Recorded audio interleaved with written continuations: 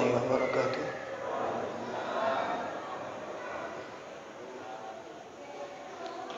Alhamdulillahirabbil alamin. Wassalatu wassalamu alal anbiya wal mursalin wa ala alihi wa ashabihi wa man tabi'ahum bi ihsanin ila yaumiddin.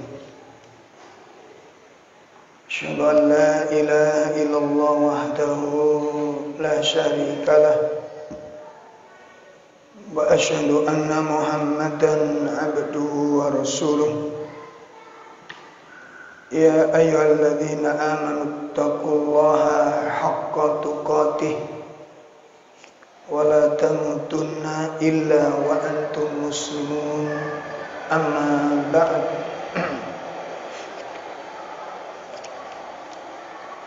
Fa inna asdaqal hadits kitabullah wa khairal hadyi hadi Muhammadin sallallahu alaihi wasallam wa syarrul umur muhdatsatuha wa kullu muhdatsatin bid'ah wa kullu bid'atin dhalalah wa kullu dhalalatin finnar. Ikhwatul iman rahimani wa rahimakumullah, bapak-bapak serta ibu-ibu yang dimuliakan Allah. Alhamdulillah malam ini kita bisa hadir kembali untuk melanjutkan kajian rutin kita, pembahasan kitab Bahjatun Nadhirin yang merupakan syarah dari kitab Riyadhus Shalihin. Mudah-mudahan ilmu yang kita pelajari mengantarkan kita untuk mendapatkan taufik dan hidayah dari Allah Subhanahu wa taala. Dan kita berharap kepada Allah, mudah-mudahan inayah Allah taala, pertolongannya Allah berikan kepada kaum muslimin dimanapun berada. Bapak Ibu sekalian yang dimuliakan Allah, menindaklanjuti pembahasan hadis yang ke-170 bab fin nahyi anil bidah wa muhdatsatil umur, bab tentang larangan dari perbuatan bid'ah dan perkara-perkara yang baru di dalam agama. Sampai pada pelajaran yang ketiga, yang terakhir kemarin. Sekarang kita masuk pelajaran yang keempat.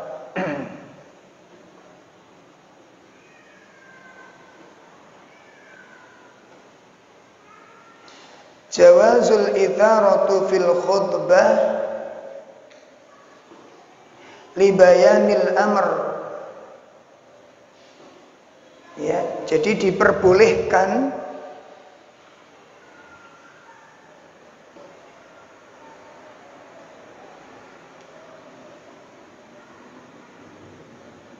memberikan motivasi, bahkan dianjurkan memberikan motivasi untuk membangkitkan semangat di dalam ubudiyah pada saat berkhutbah. Ini diambil dari hadis Nabi yang kemarin kita bahas bersama-sama. Supaya untuk menerangkan ya, perkara yang sedang diperbincangkan, untuk menjelaskan persoalan-persoalan keumatan, persoalan-persoalan umat yang harus dibicarakan bersama-sama untuk mendapatkan masalih, kemaslahatan, baik itu dalam urusan-urusan dunia maupun dalam urusan-urusan akhirat. Jadi pada saat Khotib menyampaikan khutbah itu harus memiliki sasaran yang tepat untuk membicarakan kebutuhan-kebutuhan umat yang sangat mendesak. Nah, inilah yang dibutuhkan oleh seorang khotib. Jadi bukan sekedar menyampaikan dalil, menyampaikan hujah, tetapi apa ini hujah ini dibutuhkan oleh umat. Apakah hujah atau dalil yang disampaikan ini bisa dipahami? Ini yang pertama. Apakah bisa dipahami? Apakah bisa dimengerti oleh umat ini? Dan yang paling mendasar adalah apakah umat membutuhkan materi tersebut? Ya. Ini nasihat dari para sang khotib untuk mendesain materi-materi khutbah yang disampaikan, sehingga disebutkan oleh Syekh Salim tersebut adalah apa? Supaya umat ini termotivasi. Satu, termotivasi untuk belajar, termotivasi untuk berpikir, termotivasi untuk mempersiapkan bekal, termotivasi untuk memperbaiki diri. Ini merupakan kebutuhan-kebutuhan pokok di dalam kehidupan ini. Baik itu dalam urusan-urusan duniawi maupun dalam urusan-urusan akhirat. Nih, jadi pesan pada para khutbah, ya, saudara-saudara dan teman-teman yang sudah mungkin ditunjuk sebagai khotib, bukan cuma sekedar lantangnya dalil yang disampaikan, ya, disibukkan dengan mengolah kata dan bahasa, namun tidak dipahami makna dan tujuannya materi. Ini sangat tidak benar. Ini pelajaran yang keempat.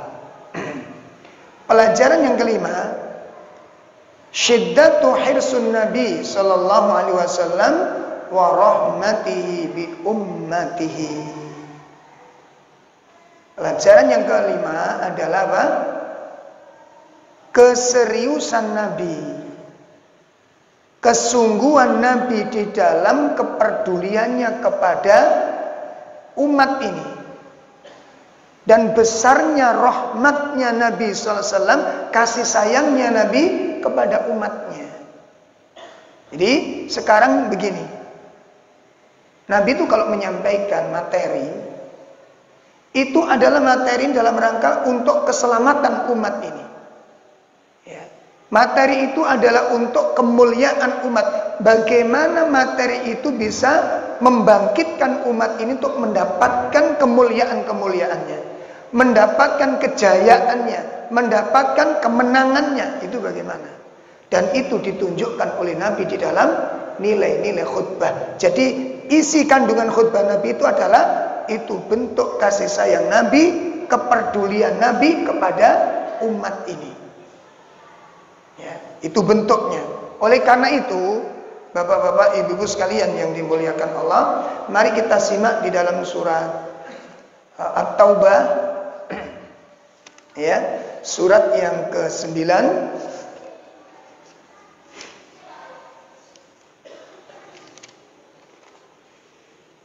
pada ayat 128. Ya, surat 9 ayat 128. Ini tentang betapa besarnya kepedulian Rasulullah SAW kepada umatnya. Jadi beliau itu sangat ingin umatnya ini mendapatkan keselamatan. Sangat besar keinginan beliau umatnya itu untuk mendapatkan kejayaan dan kemuliaan. Mari kita lihat ayatnya. A'udzu billahi minasyaitonir rajim. Laqad ja'akum rasulun min anfusikum azizun 'alaihi ma anittum harisun 'alaikum bil mu'minina raufur rahim. Nah,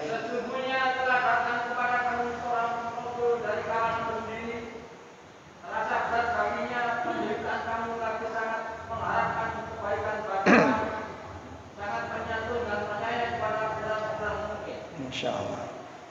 Sungguh telah datang kepadamu, ya, sungguh telah datang kepadamu seorang rasul dari kaummu sendiri. Berat terasa olehnya penderitaan yang kamu alami. Ya.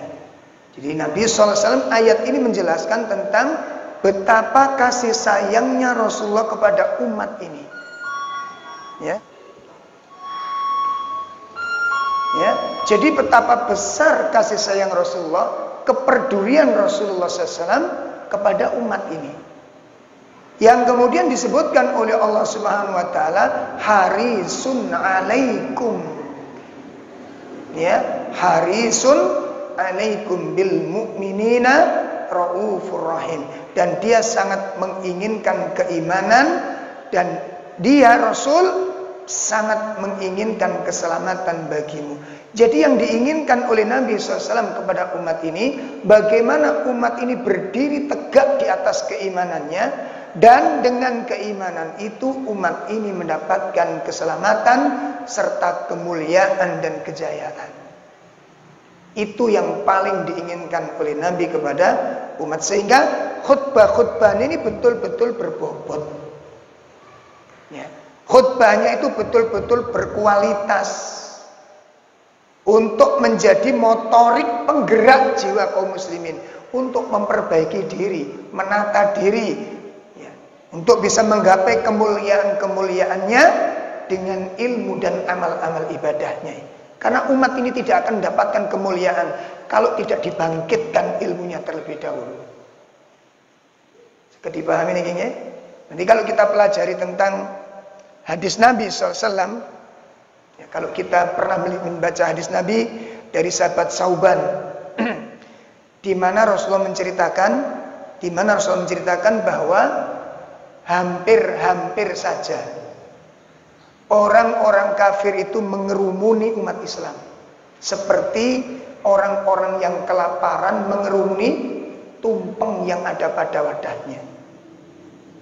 Perhatikan hadis ini, simak dengan baik.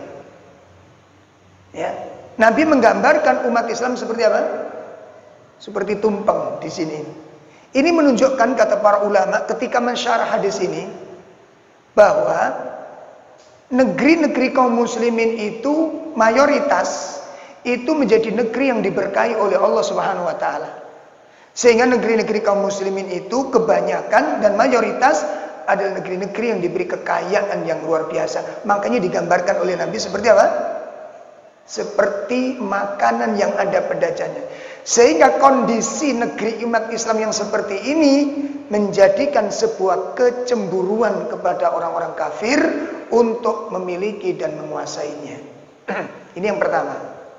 Nah, setelah itu ketika Nabi menyebutkan bahwa orang-orang kafir mengerumuni, orang-orang kafir mengepung, ya, mengeroyok, dan bersekongkol mereka antara yang satu dengan yang lain, sahabat bertanya kepada Nabi SAW, "Ya Rasulullah, awa min killatin nahnu yawma idin?" Ya. Apakah pada saat itu umat Islam itu jumlahnya sedikit? Kalau Nabi menggunakan istilah dikepung, dikeroyok, ini menggambarkan umat Islam itu seakan-akan gimana? Riwan? Minoritas, Pak. Seakan-akan demikian, dikeroyok. Coba dikeroyok, banyak yang royok, dikepung, banyak yang ngepung. Makanya sahabat nanya kepada Nabi, kok sampai umat Islam memiliki kondisi seperti ini? Kok sampai dikepung? Kok sampai dikeroyok? Maka ditanyakan, awa min killatin nahnu yawma idzin. Apakah jumlah umat Islam itu sedikit pada saat itu? Apa kata Rasulullah SAW? Bal antum katsir. Bahkan jumlah kalian itu sangat banyak, mayoritas. Nah, setelah mengungkapkan demikian, Nabi menyebutkan, walakinnakum gusaun ka gusa'is sail. Namun jumlah yang mayoritas ini, kata beliau, itu seperti buih yang di atas air yang mengalir. Itu kondisi, itu keadaan Itu kualitas umat Islam, digambarkan Nabi seperti buih yang berada di atas air yang mengalir. Berarti menunjukkan umat Islam pripun? Dalam enggak berdaya, enggak memiliki power, enggak memiliki kekuatan. Dan itu bisa kita simak hari ini. Kita simak. Nah, sekarang kan timbul permasalahannya, Pak. Timbul permasalahannya. Sekarang kalau menurut panjenengan, Pak, untuk menghancurkan untuk itu perlu apa kita? Hah? Untuk menghancurkan untuk enak diapa nih, Pak? Gimana, Pak? Kalau Nabi sudah menggambarkan begini kan kondisinya kritis umat Islam ini. Loh, gitu loh. Sehingga di sini yang perlu kita kaji apa? Dua hal. Dua hal yang harus kita kaji. Pertama, apa sebabnya? Apa yang menyebabkan umat Islam mengalami kelumpuhan dan kelemahan ini? Kok bisa nggak punya kekuatan, dari mana? Apa sebabnya? Ini yang paling mendasar ini, Pak. Yang paling mendasar. Jadi mengetahui tentang apa? Sebab. Ya, ini kalau saya nukil di dalam khutbahnya Syekh Sudes di dalam khutbah sholat Jum'ah di Masjidil Haram, ya, salah satu musibah terburuk yang Allah timpakan kepada jiwa-jiwa kita kaum muslimin itu adalah al-ghaflatu wa qasawatul qalb. Itu kata beliau. Setelah mencermati, setelah mengamati, kita itu kalau mengamati problem umat itu jangan melihat berita, keliru. Berita itu bukan keadaan yang sebenarnya. Berita itu harga jual, Pak. Ya. Jadi kalau kita ingin melihat, mengamati kehidupan, sampean keliling ke umat ini. Lihat keadaan umat ini. Coba kita lihat. Saya waktu ada di mana? Perumahan Sidokari dulu. Saya coba, Pak, habis subuh saya keliling. Ya. Tidak ada satu rumah kaum muslimin pasti terdengar suara televisiun. Kenapa? Televisi. Setelah maghrib saya keliling lagi. Ternyata juga terulang lagi. Tidak ada satupun rumah kaum muslimin kecuali terdengar apa? Ke satu blok ke blok yang lain, dari blok ke blok yang saya keliling, dan itu jumhur demikian. Ya Allah, kelalaian. Ini bahayanya. Sehingga dari sana nanti timbul kelemahan-kelemahan yang lain. Di antaranya apa? Iftirakul ummah, perpecahan umat. Watasahalu bi amril jihad, meremehkan urusan jihad. Salah satu bentuk meremehkan urusan jihad apa? Gak peduli dengan kaderisasi. Ya, jadi nek panjenengan kalian semangat di dalam beribadah, semangat ngaji, tapi nggak memperhatikan generasi berikutnya, anak-anak kita kosong daripada ilmu. Ini namanya kita meremehkan jihad. Di mana jihad kita untuk agama ini? Kalau generasi kita sudah kita matikan sejak awal.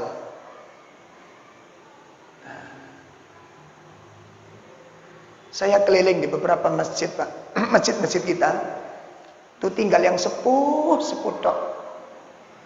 Sampai tak guyon ini masjid diganti masjid Husnul Khotimah mawon. Diganti masjid nama Husnul Khotimah. Ada yang Masya Allah habis, Pak. Sampai takmirnya itu datang ke rumah, merengek-rengek betul, minta bantuan untuk menghidupkan masjid ini. Saya tanya, niki tempu di TP Kyoka ono. Generasi remaja satu saja gak ketemu itu yang namanya anak muda itu. Jadi sepuh-sepuh semuanya, Pak. Di atas 50 semuanya. Nah, ini kalau nunggu nopon ini. Hah? Ya Allah. Dan itu yang mengalami seperti ini, itu sangat banyak masjid seperti itu. Sangat amat banyak. Ini dikatakan oleh Syekh Shalih Fauzan ketika menjelaskan tentang sababu dhaful kaum muslimin. Yang pertama, iftirakul umat, perpecahan umat. Yang kedua, watasahalu bi amril jihad, meremehkan urusan jihad. Yang ketiga apa? Ini yang paling banyak ini, wa asaru roha, santai-santai. Ini yang paling banyak nih, santai-santai kaum muslimin. Ya Allah, waktu ini mahal. Ya, ini sebab-sebab umat Islam itu menjadi lemah, menyalahgunakan waktu. Ya, Masya Allah. Iya, Pak. Kemudian yang keempat apa? Kathratud du'aul musik. Banyaknya dai-dai yang buruk yang bermunculan. Ya. Tumbuhnya doa-doa yang menyimpang. Makanya dalam hadis yang lain disebutkan oleh Nabi SAW, nanti itu apa? Du'atun ila abwabi jahannam. Nanti itu bermunculan dai-dai yang mengajak kepada pintu-pintu jahanam. Muncul nanti itu, bermunculan nanti itu. Nah, makanya kita butuh generasi-generasi. Mari kita renungkan betul-betul, disiapkan kader-kadernya ya, untuk betul-betul memahami kitab Allah, untuk memahami sunnah Nabi Sallallahu Alaihi Wasallam, dan untuk betul-betul mengamalkan dinnya secara benar, mengamalkan dinnya ini secara benar. Kemudian yang kelima, faktor kelemahan umat Islam, kata Syekh Shalih Fauzan apa? Hubbud dunya, cinta kepada dunia. Awas para teman-teman dalam versi pergerakan-pergerakan. Saya ini alhamdulillah Allah takdirkan banyak keliling di lapangan. Jadi banyak masjid-masjid yang mati, masjid-masjid yang dalam keadaan syakaratul maut. Ya. Yang kemudian kita coba untuk bangkitkan di sana.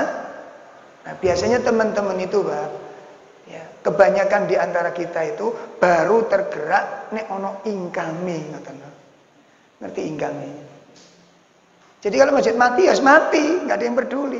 Begitu kita bangkitkan, begitu kita hidupkan, begitu kita semarakkan, begitu kita mengurus, baru bergegas mereka semuanya. Ingin jadi ini, ingin jadi itu, walah penyakit lama ini. Wih, itu penyakit sampai hari ini. Itu hampir di mana-mana demikian. Ya, hampir di mana-mana demikian. Ini yang merupakan kelemahan-kelemahan umat Islam hari ini. Ya. Nah, jadi umat ini tidak akan mendapatkan kemuliaan sebelum menguasai ilmu, dan sebelum umat ini mendapatkan ilmu yang benar, nggak akan dimuliakan oleh Allah Subhanahu Wa Taala, nggak akan diangkat oleh Allah Subhanahu Wa Taala. Makanya Nabi di dalam dakwahnya ini adalah yang pertama, dakwah-dakwah periode awal untuk membangun mental umat, untuk menguatkan jiwa umat, untuk menjaga keutuhan umat. Itu adalah dakwah ilmiah, jihad ilmiah. Jihad dengan ilmu. Terus Nabi mengajarkan Al-Quran. Al-Quran diajarkan kepada mereka. Akhlak diajarkan kepada mereka. Akidah sebagai pondasi yang merupakan harga mati. Tidak boleh disentuh oleh apapun ketauhidannya. Tidak boleh diganggu oleh apapun ketauhidannya. Itu betul-betul ditanamkan ke dalam jiwa-jiwa kaum muslimin. Dan ini yang disebutkan oleh beliau, siddatu hirsun Nabi SAW wa rahmatul bi ummatihi. Besarnya kepedulian Rasulullah SAW, ya, sangat dahsyatnya kecintaan Nabi dan rahmat Nabi, kasih sayang Nabi kepada umatnya. Itu dengan ilmu. Yang ilmu. Ini pelajaran yang kelima, yang keenam. Kemudian yang ketujuh, pelajaran yang ketujuh adalah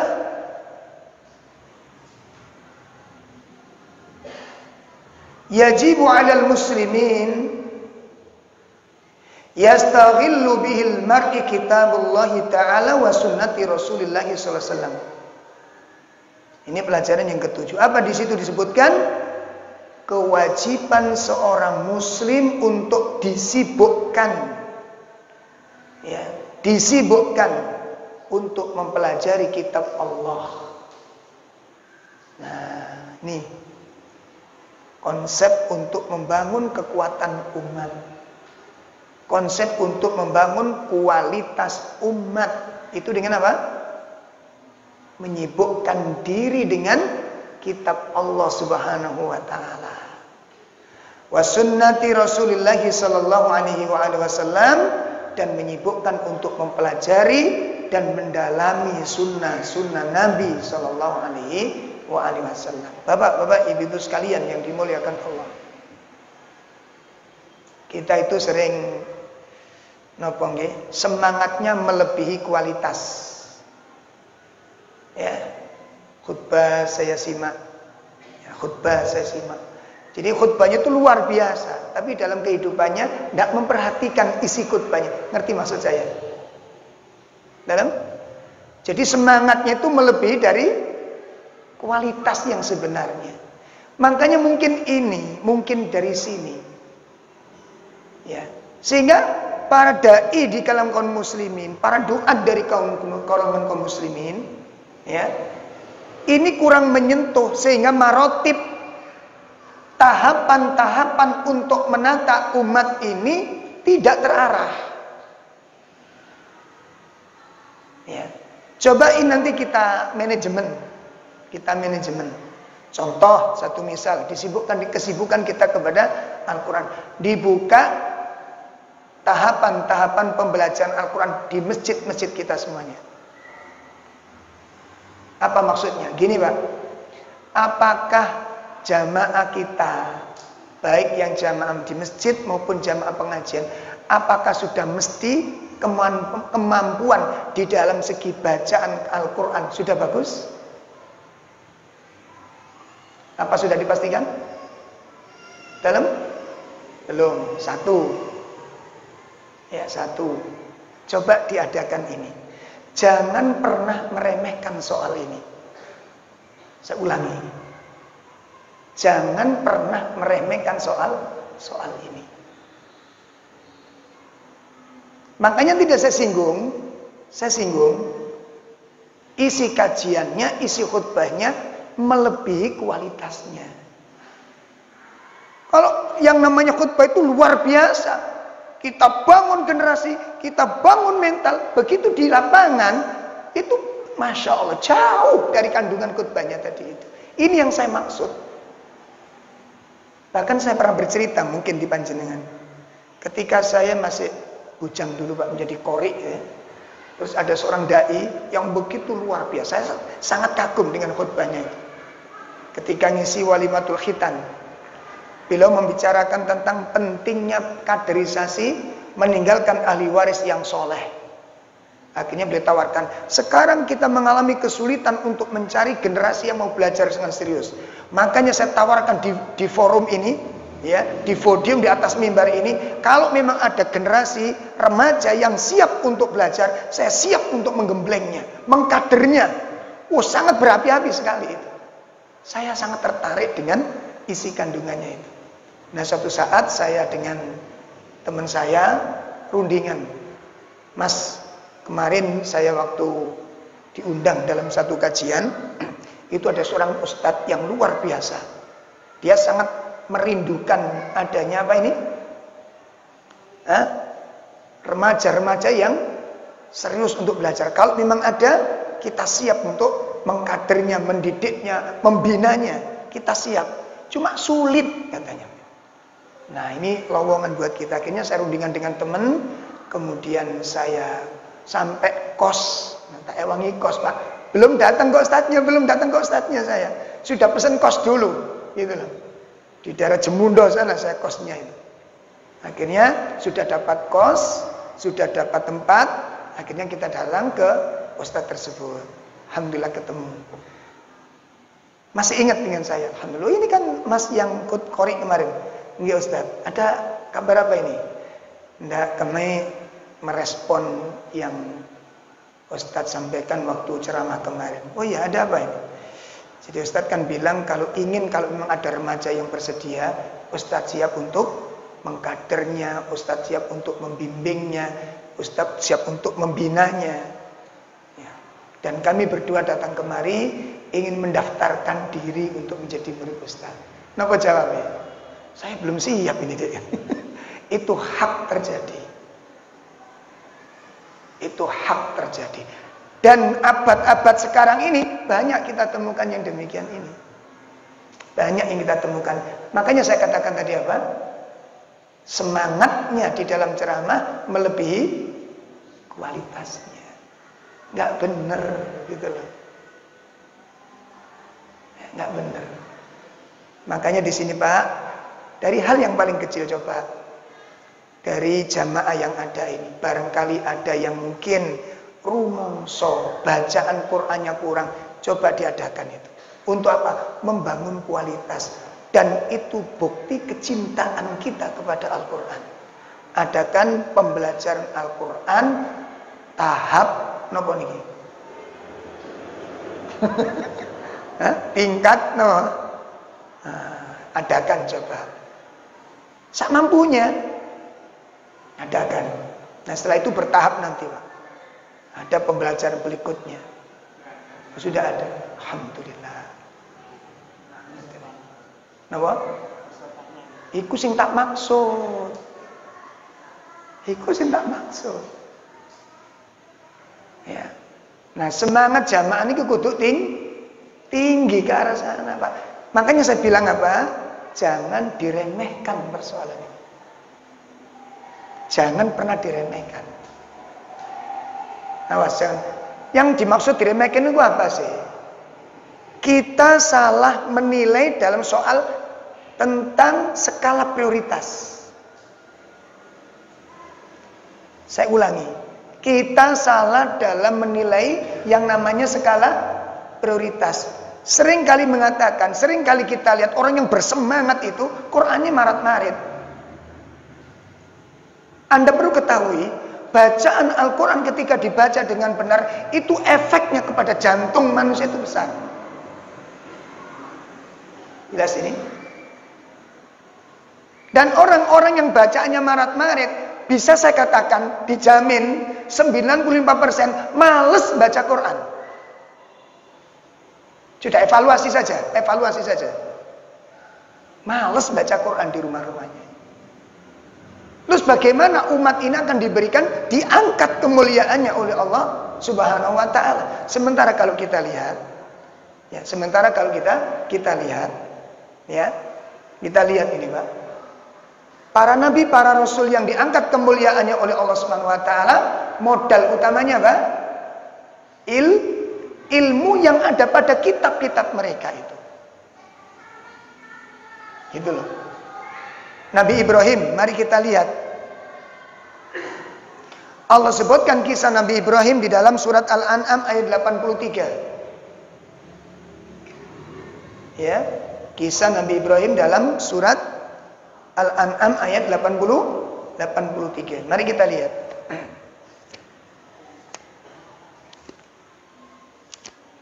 A'udzu billahi minasy syaithanir rajim. Wa tilka hujjatuna atainaha Ibrahim ala qaumih narfa'u darajatin man nasha' inna rabbaka hakimun alim. Ya. Dan itulah hujjah atau keterangan kami yang kami berikan kepada Ibrahim menghadapi kaumnya. Kami ada beberapa derajat siapakah yang kami kehendaki.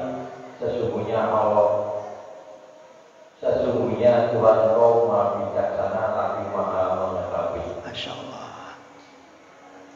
Allah katakan, narfa'u darajatin man nasya. Narfa'u darajatin man nasya. Kami angkat derajat siapa saja yang kami kehendaki. Kami tinggikan siapa yang kami kehendaki beberapa derajat oleh Allah Ta'ala. Satu. Imam Malik bin Anas rahimahullah ta'ala berkata di dalam menafsirkan ayat ini. Apa kata Imam Malik? Narfa'u, kami angkat manusia itu bi ilmihi, dengan ilmunya. Kami angkat umat ini dengan apa? Ilmunya. Ini satu. Yang kedua, kita lihat bagaimana Allah Subhanahu wa taala menjelaskan kisah yang lainnya tentang Nabi Yusuf alaihi salatu wassalam. Ya.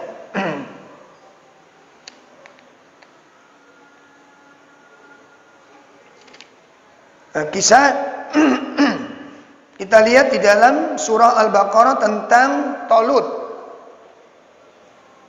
Tentang Talut.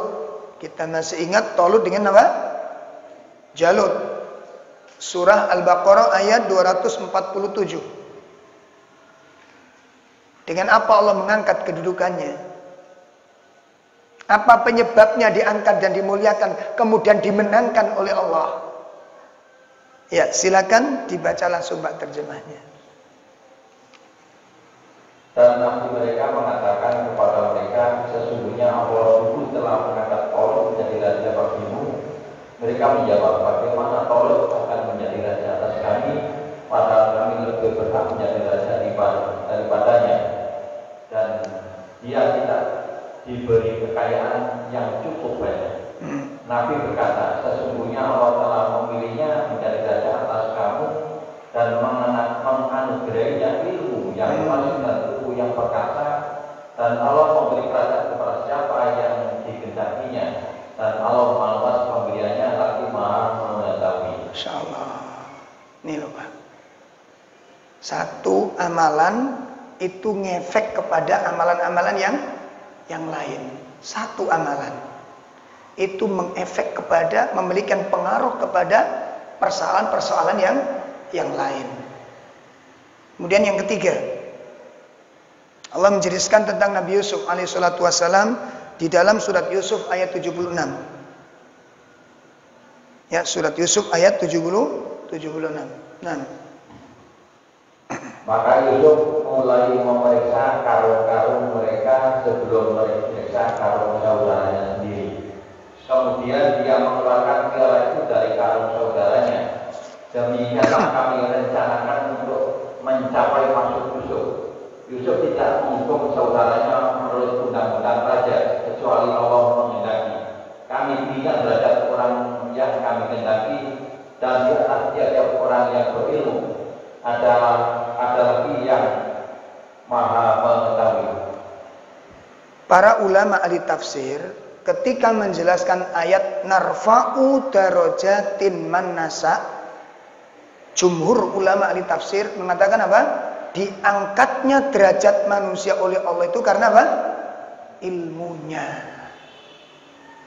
Terakhir kita buka surat Al-Mujadilah ayat 11. Ya, surat 58 ayat yang ke-11.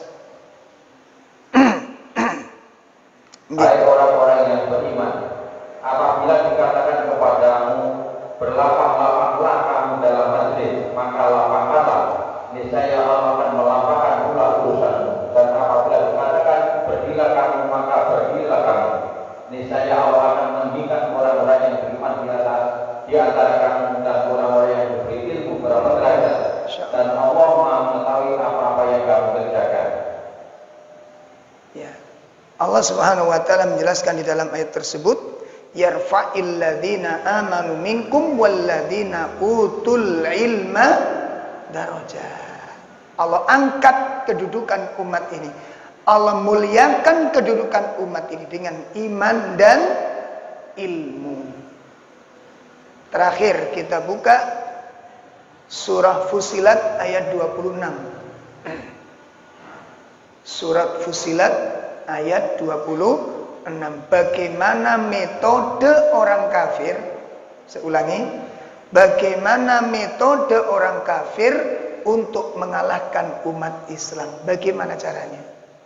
Dan berkatalah orang-orang kafir, janganlah kamu mendengarkan Al-Quran ini dan buatlah keributan padanya agar kamu dapat mengalahkan mereka. Insyaallah. Jelaslah ini. Apa kata orang kafir? Wa qala alladziina kafaru. Berkatalah orang-orang kafir, la tasma'u li hadzal Qur'an. Jangan kamu dengarkan Al-Qur'an itu dengan serius. Ini maksudnya apa ini, Pak? Hah? Jadi yang dimaksud jangan kamu dengarkan Al-Qur'an dengan serius itu maksudnya gimana?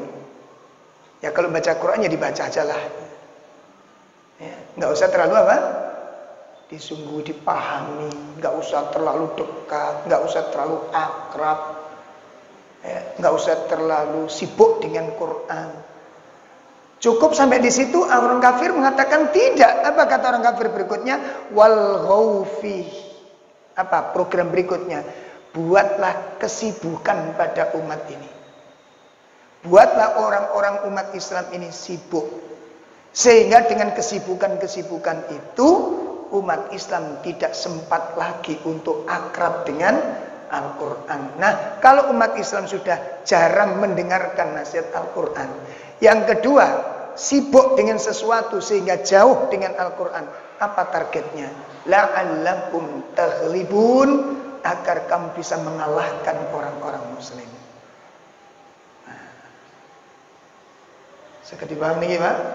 Nah, ternyata nggak jelas sama ke anak-anak kita tuh wangele nih Pak. Ya, makanya kita latih. Kalau saya punya prinsip anak saya nggak sekolah umum rapopo, yang penting di dalam jiwanya itu ada Al-Quran. Misi-misi kami bersama di sana. Alhamdulillah begitu sekolah pelajaran apapun juga nggak sampai kalah, nggak sampai kalah. Dan kami punya anak 5 niku dan teman-teman juga. Niku anak ini jarang sampai di LBB, di les jarang. Hampir kita nggak ikutin. Tapi alhamdulillah pelajaran itu bisa apa? Mengikuti. Tapi yang paling prioritas itu adalah ada kecintaan di dalam Al-Quran. Akhirnya karakternya Pak sudah beda Pak. Karakter dari awal sudah beda. Hobi yang didengarkan sudah beda. Akhlak sudah beda. Pribadi sudah beda. Tulinan, tahu tulinan jenengan? Kalau main mobil-mobilan, napa sing dilakukan? Murojaah Al-Quran. Masya Allah. Digonceng katanya ya, rengeng-rengeng Quran yang dibaca. Main lembung-lembungan, gunting-guntingan, Quran yang dibaca. Kenapa? Kan udah bisa. Ini yang ditakuti oleh orang-orang kafir.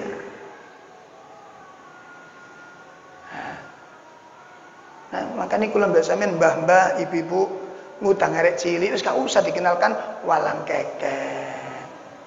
Ya, walang katung nek turu, apa sampe ngurusi turune walang katung. Hah? Ayo dikader anak-anaknya.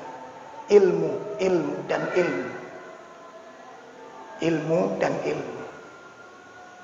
Sehingga nanti kalau sudah punya ilmu ini, Pak, umat ini mendapatkan hidayah. Umat mendapatkan petunjuk, jiwanya itu ada ruh dari Al-Quran ini. Efeknya apa? Efeknya apa? Pengaruhnya apa? Antum buka surat Al-Ma'idah 105. Itu nanti korelasinya. Korelasinya dengan surat Al-Imran ayat 100 dan 101 itu korelasinya. Coba dibuka surat Al-Ma'idah 105. Ya ayyuhalladzina amanu alaikum anfusakum la yadurrukum man dhalla idza tadaitum. Nah, hai orang-orang yang beriman, jagalah dirimu, orang-orang yang sesat itu tidak akan memberi mudarat kepadamu apabila kamu telah mendapat petunjuk. Nah, semuanya, maka dia akan terangkan kepadamu apa yang telah kamu kerjakan. Nah ini Pak,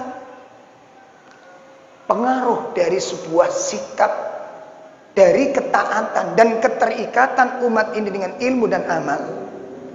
Apa kata Allah Subhanahu wa taala? Wahai orang-orang yang beriman, alaikum anfusakum. Apa maknanya ini?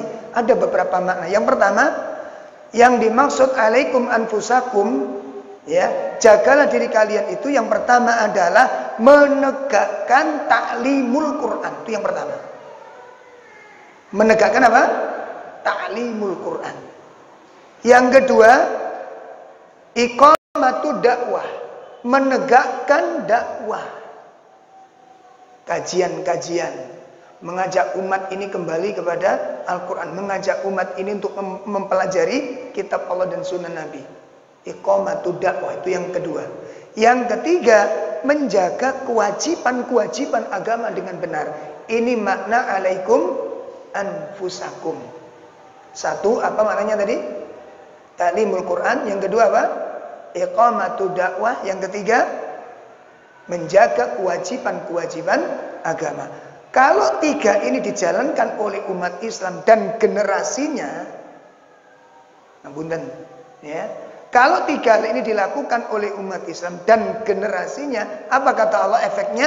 La yadurrukum man dhalla idza tadaitum.